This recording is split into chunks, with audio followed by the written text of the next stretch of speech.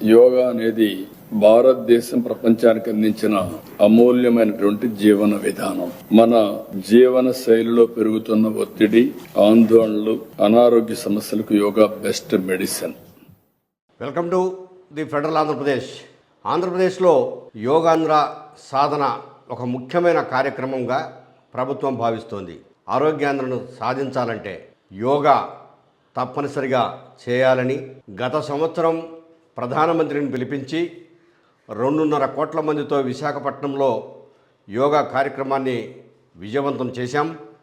ఈ సంవత్సరం కృష్ణా నది పైన ఉన్నటువంటి పడమటి రోడ్డు మీద, అట్లాగనే అమరావతిలోని గ్రౌండ్లోనూ మొత్తం సుమారు 1.5 కోటి మందితో ప్రత్యేకమైనటువంటి యోగాంధ్ర కార్యక్రమాన్ని నిర్వహించాలని చెప్పేసి ప్రభుత్వం నిర్ణయం తీసుకుంది.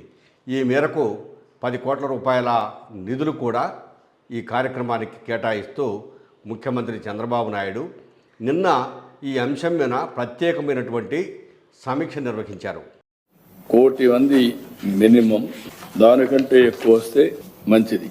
అందరిలో కూడా ఏ ఒక్క వర్గమో, ఏ ఒక్క ప్రాంతమో, ఏ ఒక్క కులమో, మతమో కాకుండా అందరూ ఆచరించాల్సింది యోగా.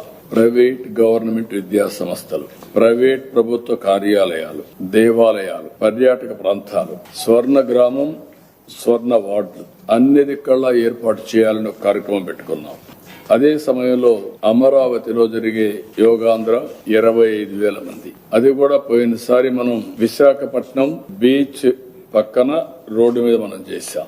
ఈసారి ఏదైతే కృష్ణా నది వెస్ట్ బైపాస్ రోడ్, ఎగ్జాక్ట్ గా కృష్ణా నది పైన బైపాస్ రోడ్డు పైన 25,000 మంది పట్టేట్టుగా ఏరియా ఐడెంటిఫై చేస్తున్నాం.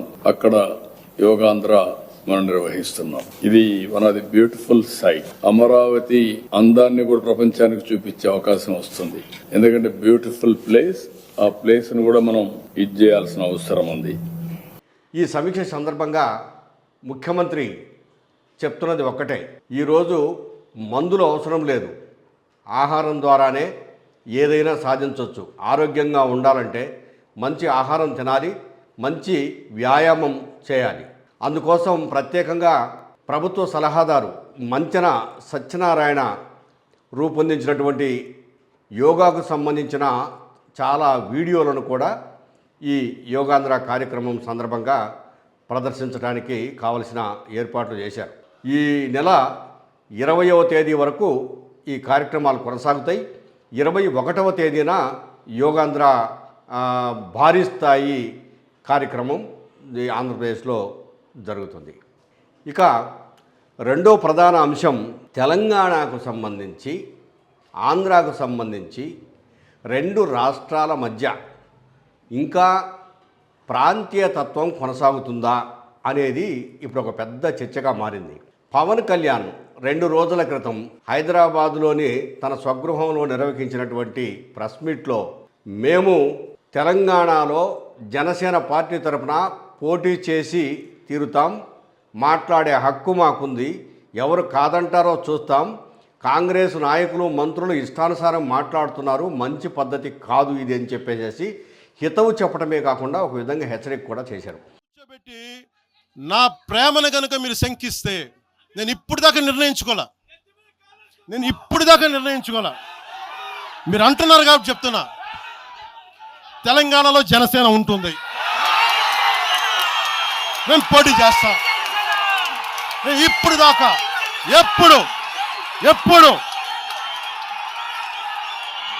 అవసరమైతే తెలంగాణలో తిరుగుతాం, నేనే తిరుగుతా, మేమే తిరుగుతాం.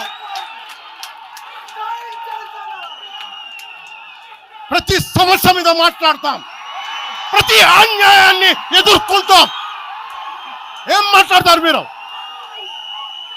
ఇది తెలంగాణ భారతదేశంలో అంతర్భాగం, మర్చిపోకండి.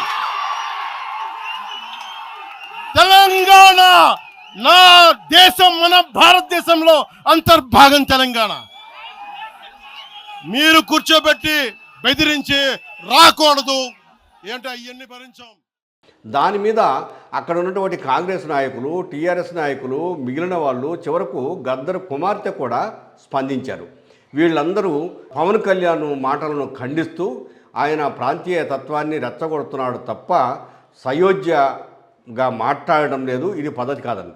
అలా ఈ అంశం మీద ముఖ్యమంత్రి చంద్రబాబు నాయుడు కూడా నిన్న ప్రత్యేకమైనటువంటి ప్రెస్ మీట్ ఏర్పాటు చేసి ఆ ప్రెస్ మీట్లో ఇదే అంశం మీద ఈ విద్వేషాలు ఇవన్నీ కూడాను మంచి కావు, మనం అందరం కూడాను కలిసికట్టుగా ఉండాలి, సమస్యల సాధన ముఖ్యం, 2 తెలుగు రాష్ట్రాలు విడిపోయి 12 సంవత్సరాలైంది, ఇంకా ఇటువంటి సమస్యలు ఎందుకు వస్తున్నాయి అని చెప్పేసి సామరస్య ధోరణిలో మాట్లాడాడు. అయితే నిన్న పవన్ కళ్యాణ్ మాట్లాడిన మాటలు కూడా అందుకు అద్దం పట్టేలా ఉన్నాయి. సామరస్య ధోరణిలో అసలు తెలంగాణ వాదులంతా కూడా లేదు, తెలంగాణలో ఉన్నటువంటి పార్టీల నాయకులంతా కూడా ఈ విధంగా మాట్లాడతారని నేను అనుకోవడం లేదు.